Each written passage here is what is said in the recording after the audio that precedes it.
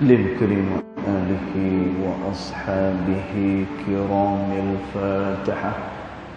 أعوذ بالله من الشيطان الرجيم. بسم الله الرحمن الرحيم.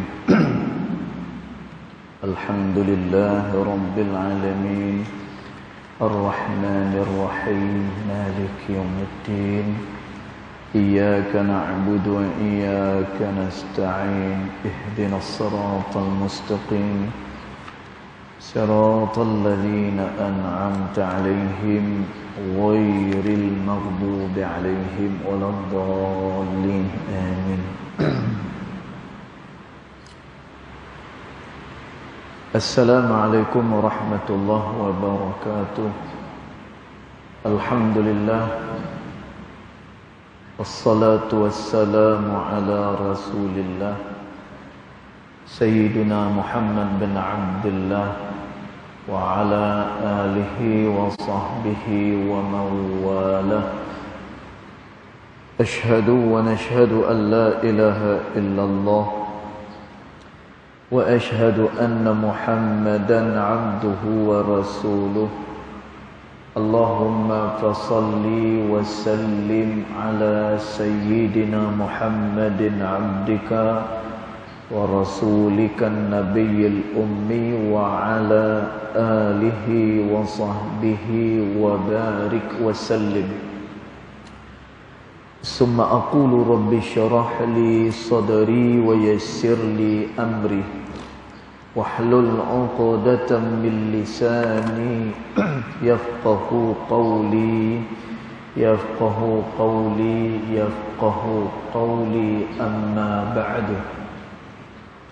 قال الله سبحانه وتعالى في تنزيله: لقد كان لكم في رسول الله أسوة حسنة. صدق الله العظيم. ربي أدخلني مدخل صدق وأخرجني مخرج صدق واجعل لي من لدنك سلطانا نصيرا. إلهي أنت مقصودي ورضاك مطلوبي فأعطني محبتك ومغرفتك يا أرحم الراحمين. Alhamdulillah, yang pertama-tamanya kita merafakkan kesyukuran kehadirat Allah Subhanahu wa taala yang mana dengan limpah kurnianya, dengan rahmatnya, alhamdulillah, malam ni kita masih lagi diberikan ruang dan juga peluang oleh Allah Ta'ala untuk sama-sama kita dapat hadir dalam rumah Allah Ta'ala ini. Mudah-mudahan segala kerja baik kita, salat kita, zikir kita, doa kita, ianya akan diterima di sisi Allah Subhanahu wa Ta'ala. Allahumma amin. Tuan-tuan dan puan dirahmati Allah sekalian, kita menyambung lagi pembacaan kitab Adab Sulukil Murid yang dikarang oleh Al-Imam Al-Habib Abdullah bin Alawi Al-Haddad rahimahullahu ta'ala. Pada fasal yang berikutnya, malam ni kita masuk kepada fasal yang baru. Maka dia kata Bismillahirrahmanirrahim. Qala muallif rahimahullahu ta'ala wa nafa'ana bi'ulumihi fid daraini amin. Dia kata faslun, maka ini adalah suatu fasal. Dia kata wa'lam, dan ketahuilah, ayyuhal murid, wahai sekalian murid, wahai sekalian orang yang berjalan pada jalan Allah, wahai sekalian orang-orang yang benar-benar dia berkehendak kepada Allah Subhanahu wa ta'ala. Tuan-tuan, kita kena doa dengan Allah Subhanahu wa ta'ala. Mudah-mudahan kita diberikan riang oleh Allah, kita diberikan dorongan oleh Allah Ta'ala, agar kita menjadi orang yang nak melakukan taat kepada Allah Ta'ala. Dan kita kena doa dengan Allah agar dianugerahkan kepada kita rasa kehambaan kepada Allah Subhanahu wa ta'ala. Kita dah baca pada awal-awal kitab hari tu ni, tuan-tuan. Kita baca kitab ni awal-awal hari tu. Imam Al-Haddad rahimahullahu ta'ala dia kata, bila mana satu orang Allah Ta'ala campak dalam hati dia dorongan untuk mendekatkan diri kepada Allah, maka itu merupakan satu nikmat yang besar daripada sisi dia. Dan apabila Allah Subhanahu wa ta'ala mendorong satu orang manusia bagi mendekatkan diri kepada Allah Subhanahu wa ta'ala, ini bermakna Allah Subhanahu wa ta'ala telah mengarahkan seluruh daripada tentera-tentera dia, daripada kalangan para malaikat. Dan tuan, dia bagi dorongan pada kita, dia beri ilham pada kita, dia bisikkan kepada kita supaya melakukan taat kepada Allah Subhanahu wa ta'ala, membuatkan kita terdorong untuk melakukan segala yang diperintah oleh Allah, mendorong kita melakukan perkara-perkara yang disukai oleh Allah Subhanahu wa ta'ala. Tuan-tuan, kerana tu kita kena doa yang ni. Doa dengan Allah Ta'ala, ya Allah, jadikan aku orang yang kuat beribadat kepada Engkau. Ya Allah, jadikan aku murid, orang yang berkehendak kepada Engkau, ya Allah. Dan tuan, kerana dia merupakan satu anugerah daripada Allah Subhanahu wa ta'ala. Dan disebut oleh Imam Al-Haddad rahimahullahu ta'ala, bila mana seseorang dia diberikan dorongan tersebut, dan tuan, dia ada rasa nak mendekatkan diri pada Allah, dan dia ada rasa untuk menjadi hamba kepada Allah Ta'ala, maka kata Al-Imam, hendaklah mereka cepat-cepat mengambil nikmat tersebut, kerana dalam masa yang sama ramai lagi orang-orang yang sedang bermohon untuk mendapatkan petunjuk daripada Allah Subhanahu wa ta'ala. Dan bila Allah lorong kita, Allah Subhanahu wa ta'ala kuatkan kita dalam beribadat pada dia, maka kita adalah orang yang dipilih oleh Allah Ta'ala untuk mendapatkan keistimewaan pada sisi Allah Subhanahu wa ta'ala. Dan tuan, maka masukkan benda ni di dalam doa-doa kita. Selain daripada kita minta murah rezeki, selain kita minta panjang umur, selain kita minta anak-anak berjaya dunia dan juga akhirah, yang ni kena minta, tuan-tuan. Kerana apa? Kerana seseorang dia tak akan boleh berbuat kebaikan kecuali bila dia diberikan izin oleh Allah Subhanahu wa ta'ala. Dan ni yang kita sebut sebagai taufik. Dan kalau setakat hidayat saja, dia tak cukup. Kalau hidayat maknanya orang itu hanya dia diberikan petunjuk oleh Allah Ta'ala.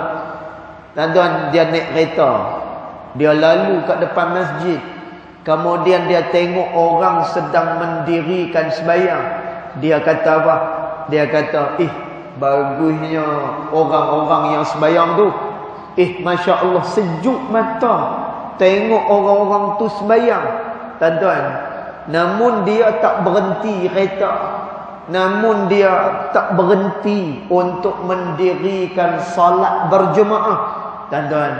Yang ni kata dia hanya mendapatkan hidayah, dia tidak mendapat taufik daripada Allah Ta'ala. Tuan-tuan, maknanya dia tak diizinkan oleh Allah Subhanahu Wa Ta'ala terhadap perkara tersebut. Karena tu disebut oleh ulama, hidayat dan taufik adalah perkara yang perlu untuk kita minta daripada sisi Allah Subhanahu Wa Ta'ala. Tuan-tuan, kerana tu kita kena minta, mudah-mudahan kita dipermudahkan oleh Allah melakukan segala ketaatan dan segala benda yang menjadikan kita hamba pada sisi dia.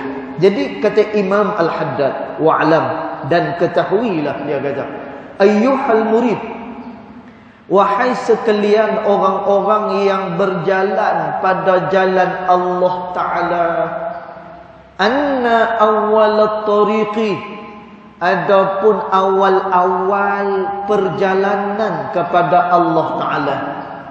Tuan-tuan, maknanya dalam perjalanan kita menuju kepada Allah Ta'ala ni ada permulaan dan ada pengakhiran dia. Kerana tu disebut oleh ulama, man arada an-nihayah fabda' bil bidayah. Siapa-siapa yang nak kepada pengakhiran yang elok, hendaklah dia mulakan dengan permulaan yang elok. Tuan-tuan, maknanya orang yang nak jalan pada jalan Allah Ta'ala ni, dia ada permulaan dia, ada dia punya mujahadah dia, sehinggalah pada akhirnya nanti dia mendapatkan kemanisan daripada amalan permulaan dia. Dan tuan, kerana tu Nabi SAW dia meletakkan satu hadis. Tuan-tuan, Masya Allah, hadis ni besar nilaian dia. Katanya Imam Abu Dawud rahimahullahu ta'ala, hadis ini adalah 1/3 agama. Tuan-tuan, bayang tengok, hadis ni 1/3 pada agama. Apa dia? Innamal a'malu binniyat. Tuan-tuan, ni semua adalah permulaan ibadat. Kemudian permulaan orang yang nak mendekatkan diri kepada Allah Ta'ala. Tuan-tuan, apa yang Nabi letak, apa yang diletakkan oleh Nabi SAW, innamal a'malu binniyat. Adapun setiap amalan itu adalah berdasarkan kepada niat, kata Nabi SAW. Tuan-tuan, nak tunjuk kata awal-awal perjalanan ni, batu asas dia, permulaan kepada perjalanan ini, batu asas dia adalah memperbetulkan niat kepada Allah Subhanahu Wa Ta'ala. Tuan-tuan, maka kata Imam Al-Haddad, anna awwalat tariqi, adapun awal-awal perjalanan seseorang kepada Allah itu sabrun, jalannya adalah bersabar, kata Imam Al-Haddad. Tuan-tuan, pasal apa dia kena sabar ni? Kerana perjalanan kepada Allah Subhanahu Wa Ta'ala, jalannya adalah mujahadah. Tuan-tuan, kita kadang-kadang tersungkur di tengah-tengah jalan. Tuan-tuan, kita nak buat kebaikan, kita nak dekat diri kepada Allah Subhanahu Wa Ta'ala. Tuan-tuan, macam kita sebut minggu yang sudah, syaitan ketika mana Allah Subhanahu Wa Ta'ala murka kepada dia, dia kata apa? Fabima aghwaytani, wahai Allah, engkau telah menyesatkan aku, kata iblis, la aq'udanna fi siratikal mustaqim, ketahuilah kata iblis, aku akan duduk di tengah-tengah perjalanan hamba engkau yang nak menuju kepada jalan yang lurus, iaitu jalan kepada Allah Subhanahu wa taala. Dan sebab itu disebutkan di sini, awal-awal perjalanan itu sabrun, hendaklah dia sabar. Dan tuan, dia belajar daripada asas. Kemudian amalannya juga adalah amalan yang asas, yang paling penting adalah memperbetulkan niat dia kepada Allah Subhanahu wa taala. Dan minta maaf, kadang-kadang ada orang yang dia nak jalan dekat Allah Taala ni, mula-mula nak jalan tak betul dah dia punya niat dia. Dan tuan, niat dia apa? Niat dia kerana nak karamah, kerana dia nak benda-benda yang luar biasa. Dan tuan, benda yang luar biasa tu kecil sangat-sangat. Benda yang luar biasa ni benda yang begitu halus sangat-sangat. Kata Imam Syafi'i rahimahullahu ta'ala, karamah adalah benda yang sangat kecil, kata Imam Syafi'i. Tetapi benda yang paling besar bila mana hati kita senantiasa menghadap kepada Allah Subhanahu wa taala. Sebab tu kadang-kadang kita tertarik, kita jadi tertarik kan.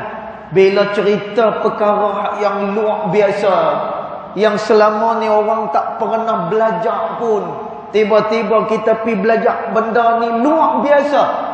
Dan dia menjadi kesukaan orang. Padahal ulama tasawuf sepakat menyatakan ilmu tasawuf ini adalah ilmu menyucikan jiwa. Dia adalah ilmu untuk mendekatkan diri kepada Allah Subhanahu wa taala. Dan tuan, sebab itu Al-Imam Abdullah At-Tustari rahimahullahu taala, dia kata sesungguhnya yang Allah Ta'ala nak adalah amalan ikhlas daripada hamba-hamba dia. Ikhlas itu lagu mana? Kata Imam Abdullah Tustari, ikhlas ini kamu tidak memandang kepada kanan ataupun kiri. Tidak ada halangan dalam perjalanan itu illallah, melainkan dia lakukan perkara tersebut semata-mata adalah kerana mencari keredaan Allah Subhanahu wa taala. Dan maka awal-awal perjalanan itu sabar, maka hendaklah dia sabar. Dan dia sabar dalam belajar, dia sabar dalam amalan dia bermujahadah pada jalan Allah Subhanahu wa taala. Dan kerana tu kata Imam Syafi'i rahimahullahu taala, siapa-siapa yang tidak sabar di dalam tempoh dia belajar, kata Imam Syafi'i, dan dia tak tahan. Bila belajar tu dia tak tahan, kena mangkit tengah malam. Lepas itu dia tak tahan, kena maki dengan guru dia. Oh, insya-Allah. Tuan-tuan, dulu ada seorang ulama hadis, nama dia Al-Imam Ad-Dukain, nama dia. Dan tuan, masya-Allah, Al-Imam Dukain ni dia adalah seorang guru yang begitu tegas. Dia begitu tegas. Dan tuan, kalau ada anak murid dia yang buat kesalahan, maka dia akan marah terus. Ini Al-Imam Ad-Dukain. Dan satu hari ada di antara anak murid dia, dia kata apa dalam hati dia kata, kali ni kalau aku kena marah lagi dengan tok guru aku akan berhenti belajar. Dan Imam Ad-Dukain rahimahullah ta'ala kata apa? Jangan kerana tempoh yang sementara ini menyebabkan kamu sengsara seumur hidup. Dan dia kena macam tu mungkin 3-4 tahun saja. Dan dia ditarbiah macam tu. mungkin dalam tempoh paling lama pun 10 tahun macam tu. Tuan-tuan, untuk dia mendapat keuntungan seumur daripada hidup dia. Sebab itu kata Imam Syafi'i rahimahullahu ta'ala, siapa-siapa yang tidak tahan dengan keperitan di dalam menuntut ilmu yang sekejap itu, maka nescaya dia akan menanggung kejahilan seumur hidup dia. Dan maka awal-awal perjalanan itu sabrun, hendaklah mereka itu sabar dan memperbetulkan niat kepada Allah Subhanahu wa taala. Dan sebab itu dalam pepatah Arab menyatakan man sabar zafar, siapa-siapa yang sabar maka dia akan dapat, siapa yang sabar maka dia akan capai, siapa yang sabar maka dia akan sampai kepada destinasi. Dan masya-Allah, saya terinspirasi. Saya rasa terdorong. Pasal saya sabar lagi dalam belajar ni. Belajar lagi. Ada orang kata ustaz rajin apa ni mengaji, rajin tak rajin lah. Pasal kita ada rasa kita ada lagi kelemahan kita mengaji lagi. Dan tapi dulu saya ingat lagi masa tu di Mesir, masa tu tengah tunggu bas nak naik bas, ada seorang kawan kita daripada Juzur Qamar. Ni orang hitam kan. Nanti dengar mereka ni apa hitam-hitam dia kata. Tak memang mereka tu jenis tu lah, black je. Dalam Juzur Qamar. Jadi baru berkenalan pada hari tu baru berkenalan dengan dia. Kami baru balik daripada hadrah di Masjid Syekh Saleh Al-Ja'fari rahimahullahu ta'ala. Dan baru berkenalan, tanya dengan dia, hang dekat sini dah berapa tahun? Dia kata, ana hina 10 sanawat. Dia kata, aku kat sini dah 10 tahun. Dia kata, dah bukan 10 tahun, 15 tahun. Aku dah 15 tahun duduk kat sini. Subhanallah. Dan kita dengar 15 tahun ni, lama. Lamanya. Kita pun tanya dengan dia, macam mana hang boleh tahan duduk di Mesir ni sampai 15 tahun? Apa rahsia dia? Tuan-tuan, dia sebut satu patah perkataan saja. Dia kata apa? As-sabru, sabar. Dia kata, Allahu Akbar. Dia kata as-sabru, sabar. Dia kata, tuan-tuan, memang orang yang bila mana dia sabar, dia selalu mendapatkan keuntungan daripada kesabaran diri dia. Sebab itu pepatah Arab tadi sebut man sabar zafar, siapa yang sabar maka dia akan dapat, dia akan capai dan dia akan sampai kerana dia sabar itu tadi. Tuan-tuan, maka kerana tu awal tariqi sabrun, maka awal-awal perjalanan itu sabar. Wa akhiraha, manakala nanti pada akhir perjalanan seseorang, tuan-tuan, akhir daripada perjalanan dia, akhir daripada mujahadah dia, syukrun, dia akan jadi orang yang bersyukur kepada Allah Subhanahu wa taala. Kerana apa? Kerana dia dapat melihat hasil daripada kesabaran dia, mujahadah dia. Akhirnya dia diberikan hasil oleh Allah Subhanahu wa taala. Dan kerana tu di dalam ayat Quran, ni perjuangan kita nak mendekatkan diri pada Allah taala. Tuan-tuan, nak dekatkan diri pada Allah taala bukannya mudah. Kita diuji dengan macam-macam ujian oleh Allah Subhanahu wa taala. Tuan-tuan, malah orang yang bercakap ni, yang beri tazkirah, yang beri ceramah, tuan-tuan, kami yang bagi tazkirah, bagi ceramah, bagi kuliah ni pun Allah Subhanahu wa taala peringatkan kepada orang-orang yang macam kami. Tuan-tuan, Allah Subhanahu wa taala kata apa? Allah taala kata, kenapa kamu sebut benda yang kamu tidak amalkan, kata Allah Subhanahu wa taala? Lalu Allah Ta'ala kata, kabura maqtan indallah. Kata Allah, begitu besarnya kemurkaan Allah Ta'ala kepada orang-orang yang dia pandai bercakap, tetapi dia tak beramal dengan apa yang dia cakap. Nak cerita apa? Kadang-kadang kita sedap cakap lah, amal tak ada. Tuan-tuan, kerana perjuangan kita bukannya senang, dia bukan mudah. Sebab itu malaikat bila dia tanya dengan Allah Subhanahu wa taala, dia kata, Allahumma ajibna. Ya Allah, kami pelik, kata malaikat. Hamba kamu, kamu berikan rahmat. Hamba kamu, kamu berikan ridha. Hamba kamu, kamu berikan syurga. Kamu berikan kepada mereka segala kenikmatan. Tuan-tuan, tapi malaikat pelik. Ya Allah, ajibna. Kami berasa pelik. Mereka ni diberikan dengan segala kenikmatan, tetapi mereka kufur kepada Engkau, ya Allah. Dan malaikat kata macam tu. Pasal apa?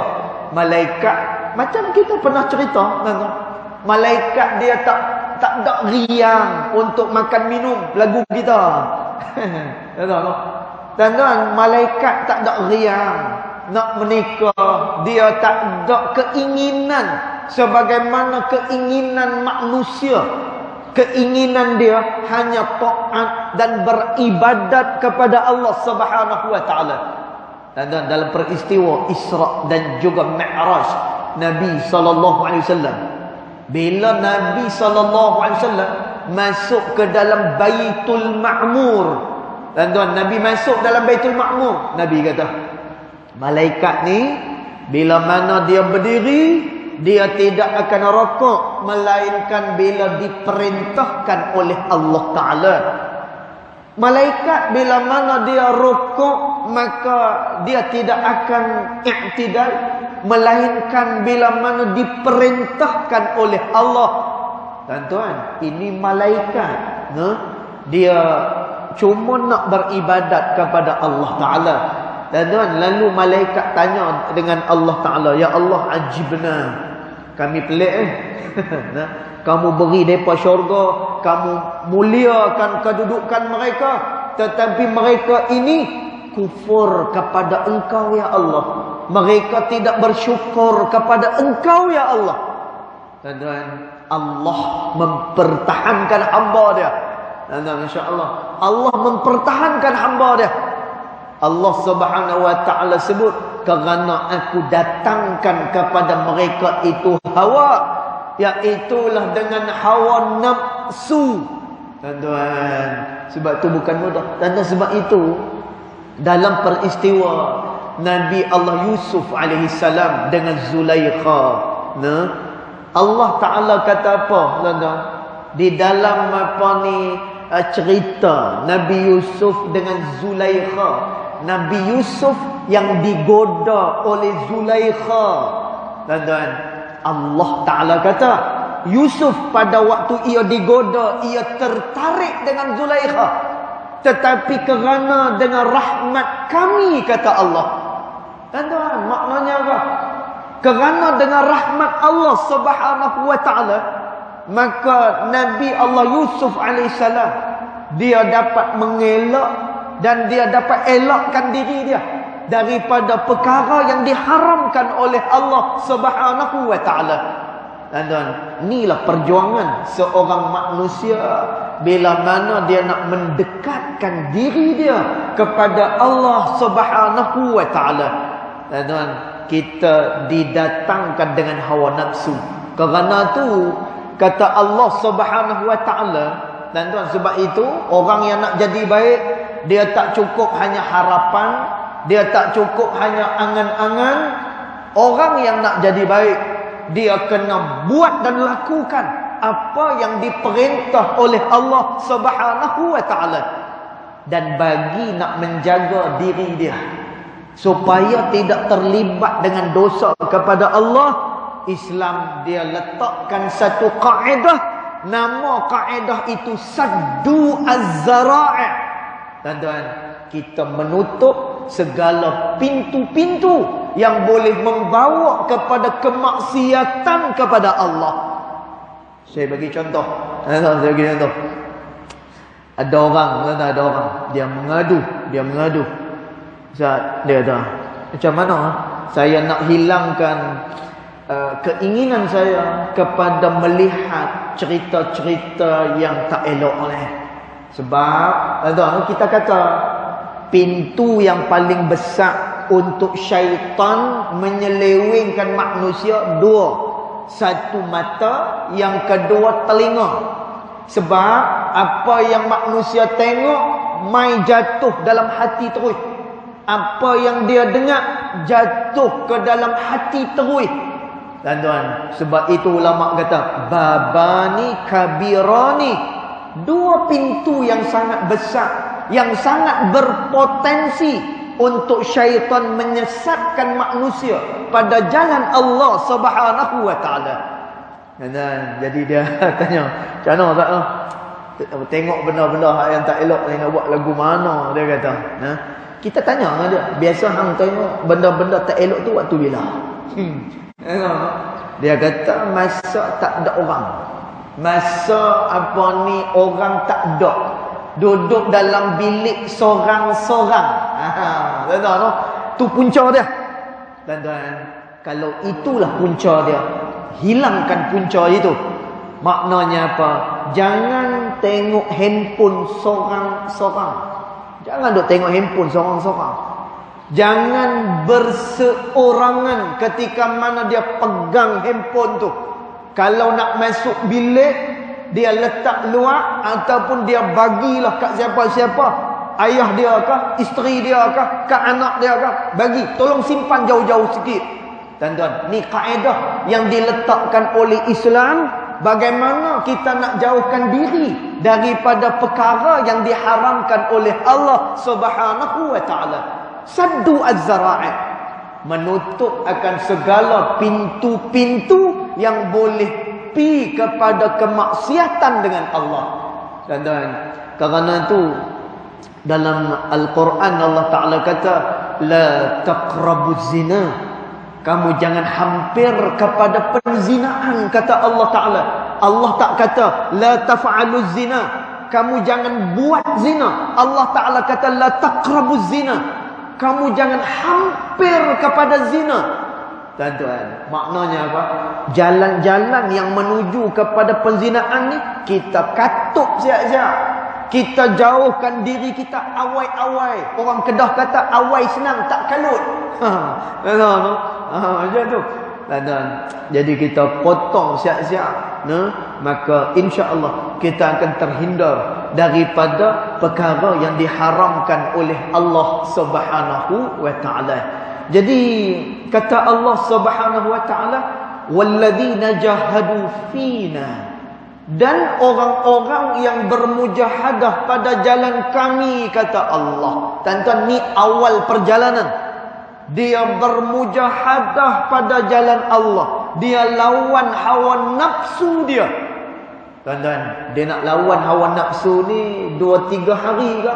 Dah, tuan-tuan. Dia nak lawan nafsu ni sebulan ke? Dah, tuan-tuan. Kata Al-Imam Al-Ghazali rahimahullahu ta'ala dalam kitab dia Ar-Risalah. Kata Imam Al-Ghazali rahimahullahu taala, dia kena berlawan dengan hawa nafsu dia sehinggalah dia letih, sehinggalah dia rasa dia tak ada harapan dan tak ada siapa yang boleh tolong dia melainkan Allah Subhanahu wa taala. Dan maknanya apa?